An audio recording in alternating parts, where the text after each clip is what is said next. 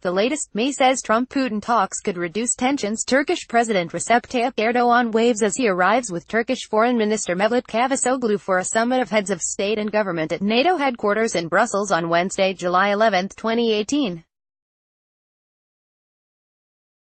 NATO leaders gather in Brussels for a two-day summit to discuss Russia, Iraq and their mission in Afghanistan. AP photo, François Maury, Brussels, AP, the latest on the NATO summit, all times local, 11:30 p.m. British Prime Minister Theresa May says Donald Trump's meeting with Vladimir Putin could help reduce the risk of confrontation between Russia and the West. The U.S.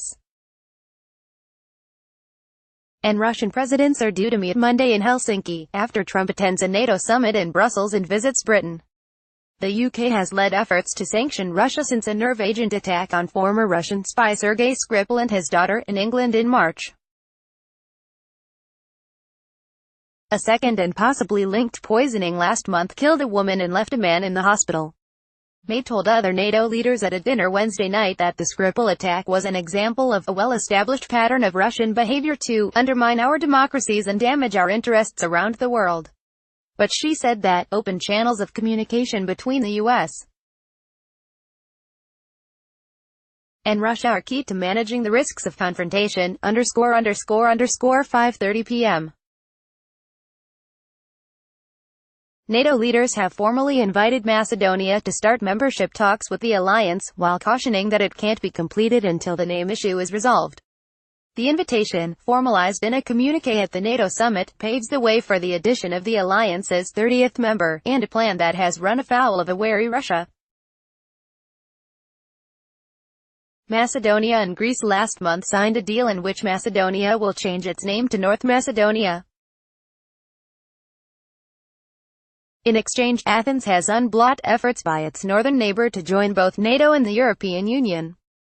NATO said Wednesday that solution of the name issue is a condition for a successful conclusion of the accession process, ____4:50 p.m. There was no way the World Cup wasn't going to come up at the NATO summit, especially with French President Emmanuel Macron and Belgian Prime Minister Charles Michel both there. Many Belgians are convinced that the Red Devils should be playing in Sunday's final in Moscow, not Les Bleus, despite Belgium's 1-0 loss to France in their semi-final Tuesday night. During Wednesday's opening statement at the NATO summit, Michel veered away from discussions on military spending in Russia. He addressed Macron directly and said, "Frankly, Emmanuel, yesterday the French team was very lucky. Belgians are generally not too chauvinist," Michel said, before boasting, "Belgium played a great game against France." Then he tried to pull the discussion back to military issues. "Like in football, fair play and team spirit is what we need more than ever," Michel said in an apparent jab at President Donald Trump, who keeps questioning why Washington must carry such a heavy financial burden in defense of the West.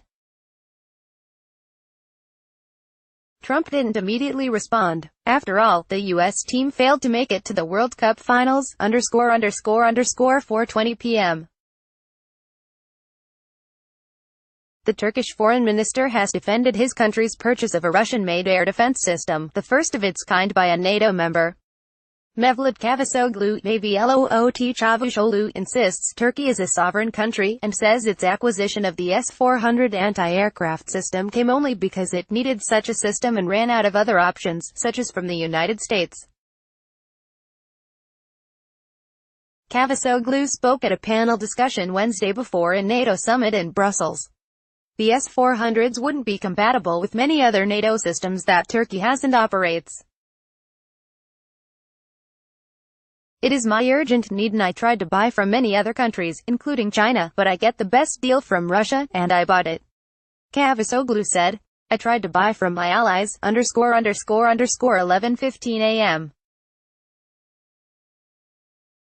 Canadian Prime Minister Justin Trudeau says his country is offering to lead NATO's new military training mission in Iraq for the first year and stands ready to provide 250 troops plus helicopters for the effort. Trudeau said Wednesday that it is important to help build the conflict-ravaged country's resilience against the Islamic State group. Speaking at a German Marshall Fund event on the sidelines of a NATO summit in Brussels, Trudeau said that, "We have to build that democracy and strengthen it, and doing so is something that we believe in deeply." NATO leaders are expected to announce later Wednesday that the alliance is stepping up its troop training and military academy building effort in Iraq, with hundreds of trainers operating out of the capital, Baghdad. Copyright 2018 The Associated Press. All rights reserved. This material may not be published, broadcast, written or redistributed.